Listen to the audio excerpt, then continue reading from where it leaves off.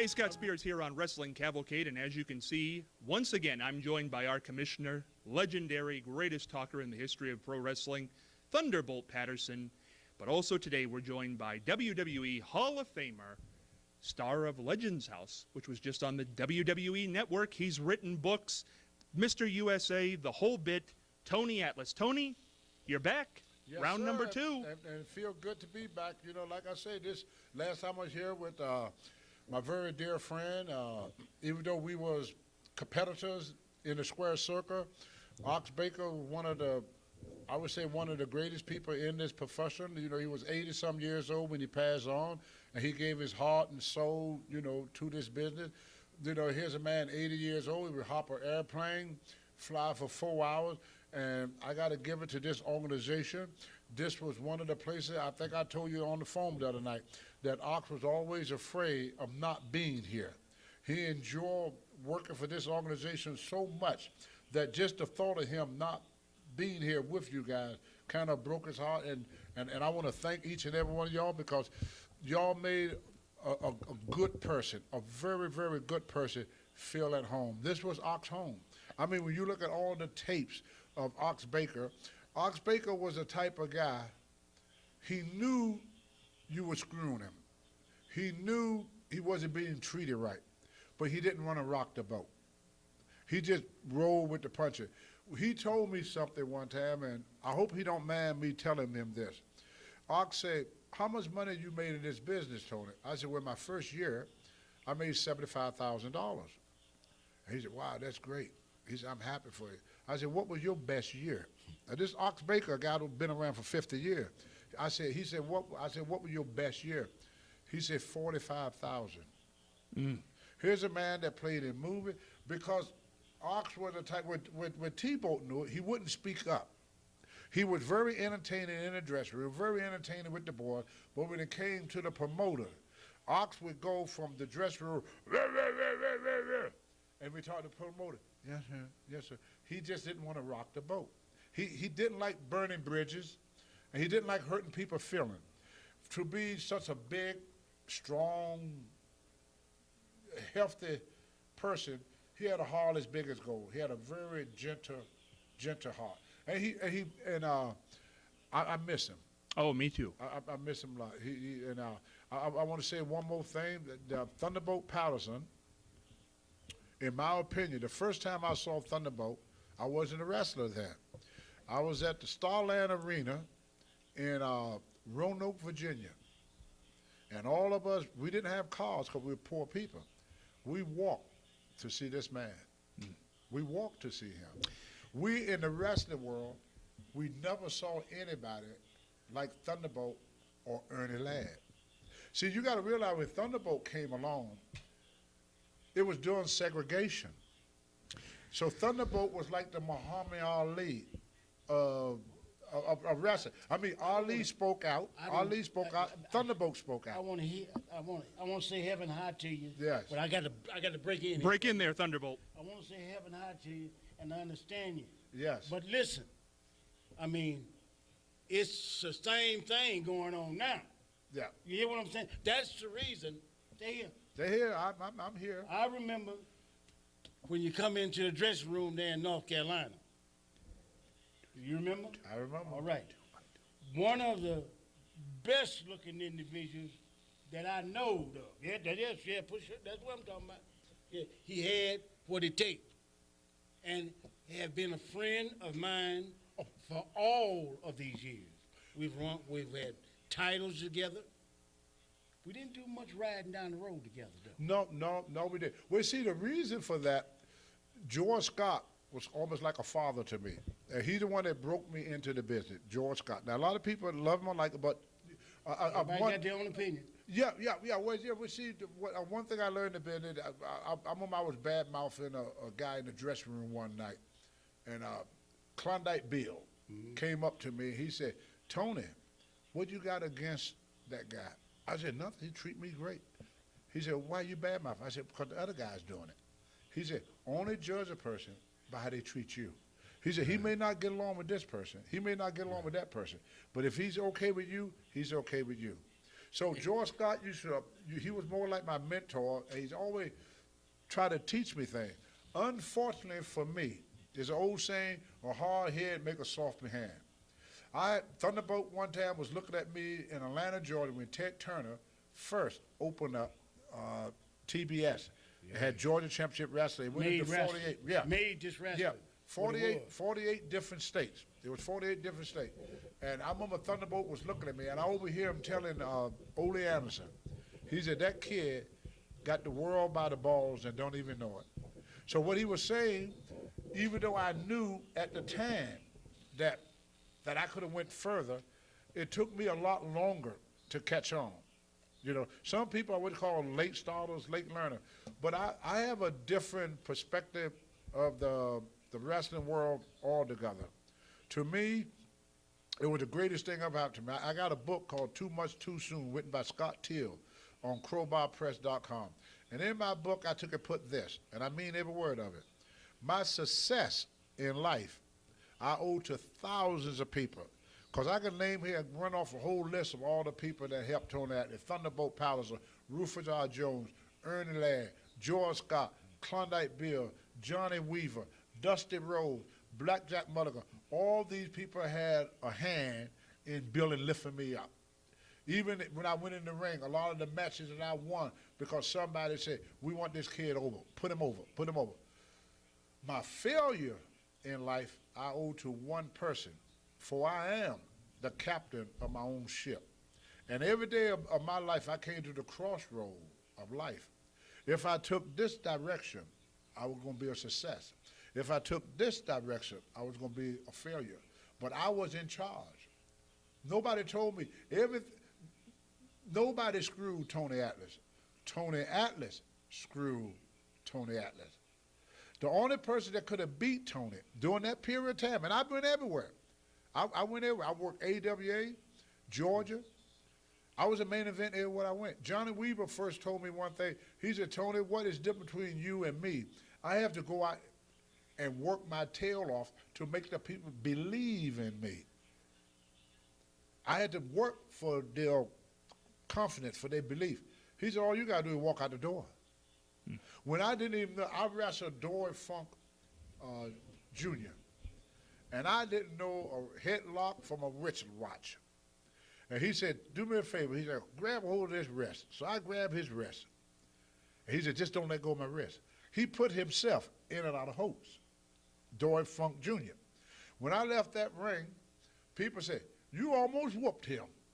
And I'm sitting there thinking, what the hell did I do? See, they put me on top right away because of my physique.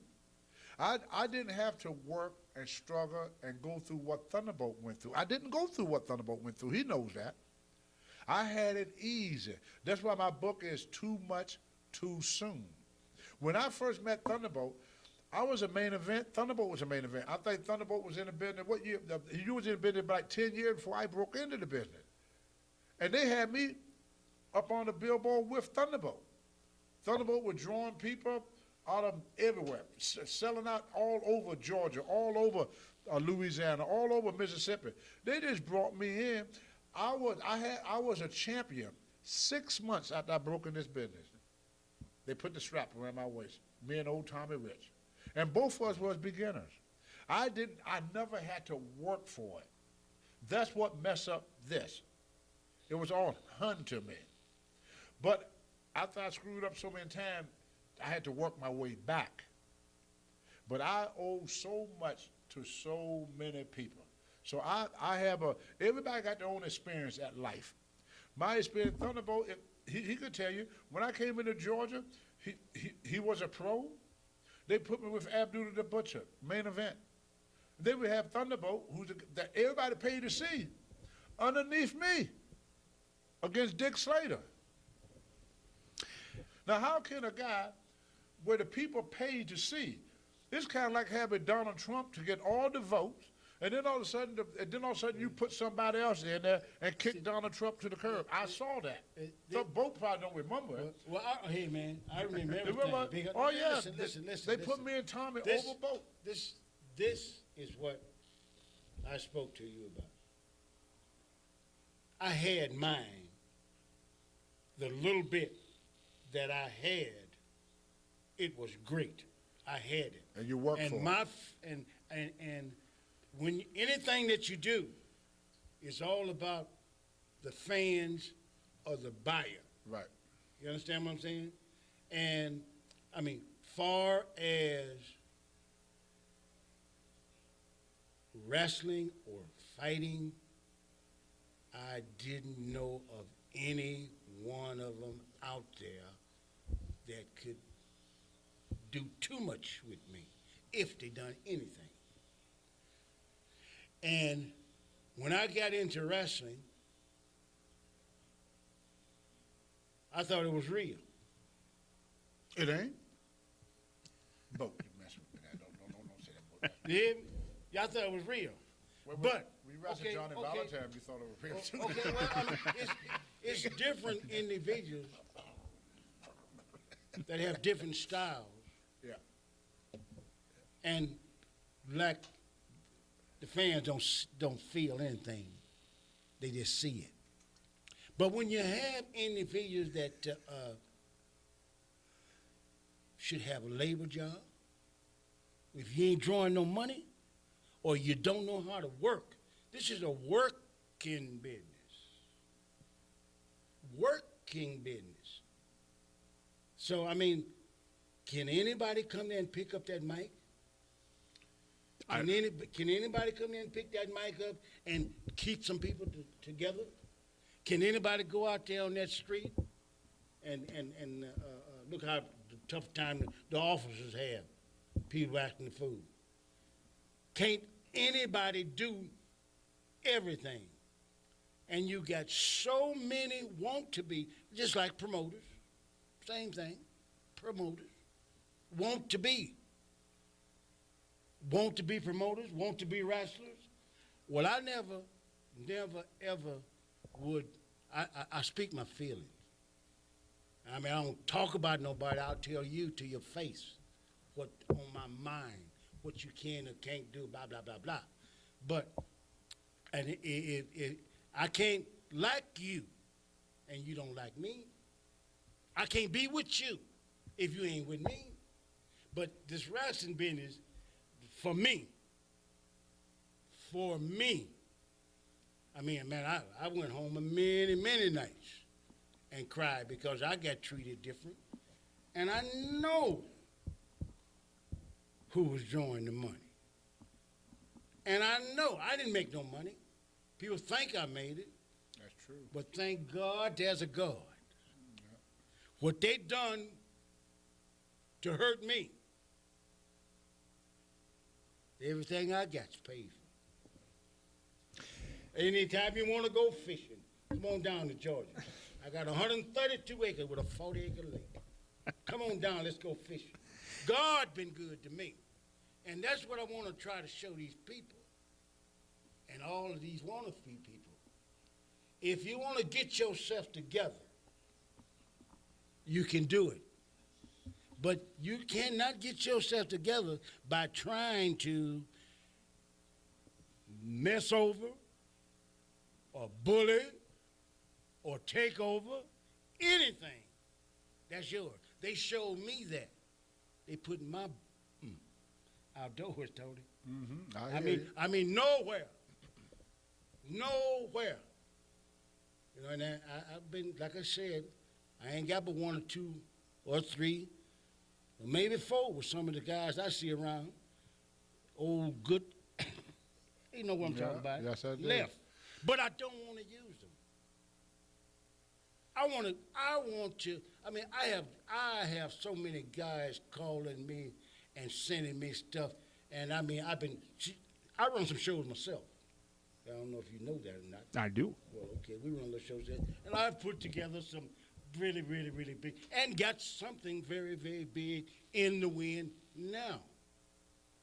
It ain't over till the fat lady says it's over. That's right, that's right. It ain't over till they throw the last dust on those Thunderbolts. So you need to call somebody, think what you want to think, do what you want to do. It's a whole new day. They tell me that a new sheriff's in town. You heard me? You heard me? I'm going to ride in on my horse. I hope I don't have to. Might need a little help, son. I know All that, I bro. need you to do is bring him to me. There you go. I got him if you can There get him you here. go. You hear me? There we go. But- But if I could please for a moment, every time I think of this town, there is one gentleman that I left out, and I feel bad about it. Charlie Fulton. Charlie Fulton. Charlie Fulton. Charlie Fulton, believe it or not, was one of my first matches. And they used to tell me to go in the ring and listen to Charlie. Charlie Fulton was a giant of a man, very, very down to earth, just a very good guy, very good guy. And then I think we did a little segment on Charlie When he passed on your away. radio. That's Yes. right. And I want to thank y'all for that, because one thing about this organization that really, really makes me feel good. A lot of guys like myself, Thunderbolt, Charlie Fulton, we was the guy not trying to blow, trying to brag or something, but we were the guy that built the foundation for what they got now. And a lot of these guys that built the foundation, it's good that we still remember them. It's good that every show you got Charlie Fulton name get mentioned, Ox Baker get mentioned, and then the late great Dusty Rhodes. Dusty Rhodes just left two wonderful young men with the WWE now, Cody and Dustin.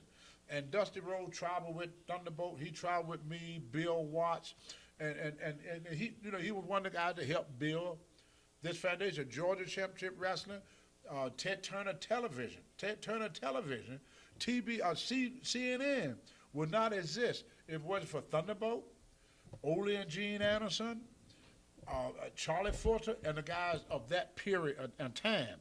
Like I say, I rode the coattails. I got to be honest.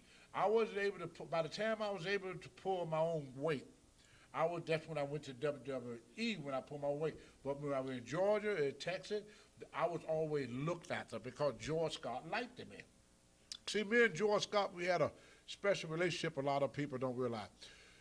My mom raised 9 kids by herself. She went to work at 7 o'clock in the morning, got off at 2, went back at 3, and worked until 11. We were so poor, we didn't have silverware or dishes in our house. My mother used to come home for food left over from the restaurant, dumping on a newspaper. We sat around the newspaper and ate with her hand. I never took a shower or bath till I was 12 years old. We didn't have running water. We had outhouses where I was raised up at. I'm old hillbilly.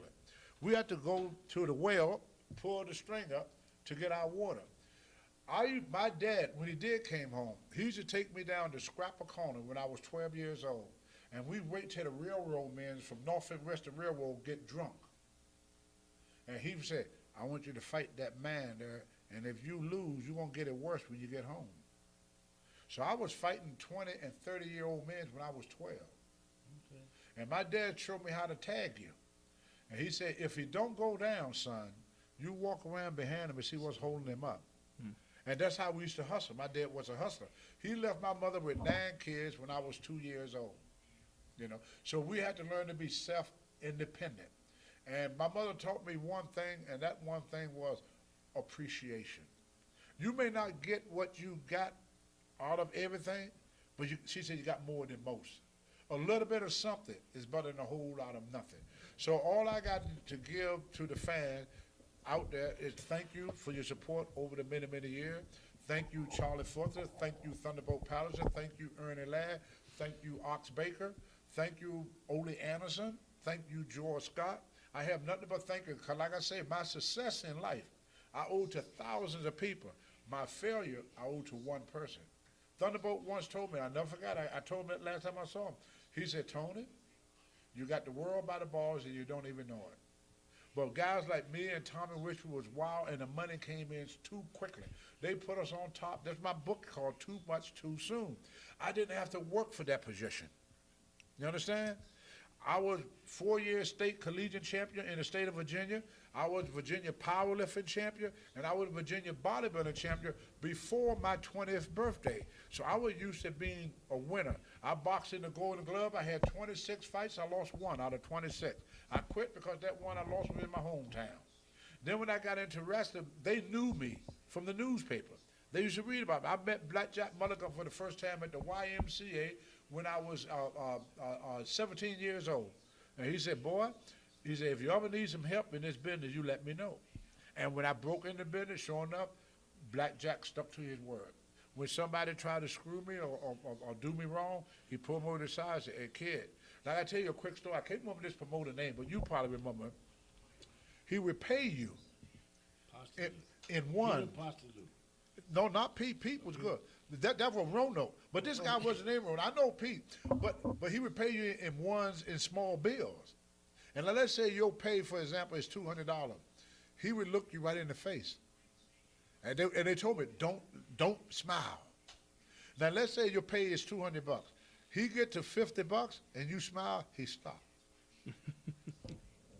And then he would pull you over, sometimes he would pay you, and he would pull you over the side and said, look, don't tell the other boys, but here's an extra 20. Who was that boat? You know who I'm talking about. But they had so many promoters. Now Peter Parcelou, but he was that good. But I tell you who was it? Nick Gudis. Nick Gudis. Did I work for Nick? Nick Gudis. It wasn't deal to me and Tommy Rich. We drove from Atlanta, Georgia to Knoxville, Tennessee. So Nick said, oh, your TV's coming in here so strong. That Georgia Championship Wrestling is very strong here. He said, I'm so glad you boys made the trip and everything. He said, have y'all eaten? We go, no, we ain't eating. He said, come on, he said, I'll take you out for a steak dinner. He took us to Waffle House. He bought me and Tommy a steak and egg at Waffle House. So after the match was all over, me and Tommy got through wrestling and everything. Tommy came up to me because the show was over. He said, Tony, you get paid yet? I said, no. He said, well, we better go find Nick. So we went out in the parking lot. Nick had his suitcase, was getting in the car. We ain't been paid yet. So Tommy said, hey, ain't you going to pay us, Nick? What is wrong with these young wrestlers today? I bought them a steak dinner. They want to get paid, too. So Tommy said, I tell you what, Tommy Rich, I tell you what, you give me my pay, and I give you that $6 back for your steak and egg dinner. But Bo was right. You had promoters that you have to constantly cut. Now, the best during our time was a guy in Houston, Paul Bosch. He was the best payoff man in the business. He paid me when I wrestled Harley Race there for the World Championship. He paid me the same amount of money he paid Harley, the same money. And normally the champion would get more money. But see, a situation like that, you know, I was in Houston, going home for Christmas. Went into the office, say, hey, Paul, when do you want me to come back? He said, hey, kid, you don't have to come back. Now, you know, see, that's the thing about this wrestling business. One person have different experience. Right. I mean, Yep, that's right. I got a movie that's done, but they just don't want the real thing out there. But they got people talking about it. When Obama was president, Hollywood had the movie. When Obama got to be president, they sent it back to me with watermelons all over the White House floor. Now, how could you, a real wrestling story. I'm talking about a real story, life What the story. watermelon got to do with it? Well, you tell me. I don't. Anybody can take. What did that mean? Yeah, What did that mean? You know what that means. We know what that means. Okay, I mean, Meaning from the South? you can take it a whole lot of ways. Because I like watermelon. I do too. But It's an innuendo. It's an innuendo. yeah, Yeah. it's Right. anyway. Yeah. But that's just the things, you know. And I happen to be one of those individuals that always wanted my money. I mean, it ain't about the money, but if I work, I want my money. And especially if I can do anything to help. If I can't do anything to help, I will not do nothing to harm. This has been, I think, the episode of this program, in the history of this program, that I've spoken the least. I didn't have too much to say today. No, And that's not bad. no. Because we like hearing these No, stories. no. We're going to come back with another episode with Thunderbolt and Tony Atlas and focus in on Tony's big match tomorrow night. Slim Trimmins, the Diet Guru. We're going to talk about that right after this. Get on, Tony, there. There we go. There we go. be back.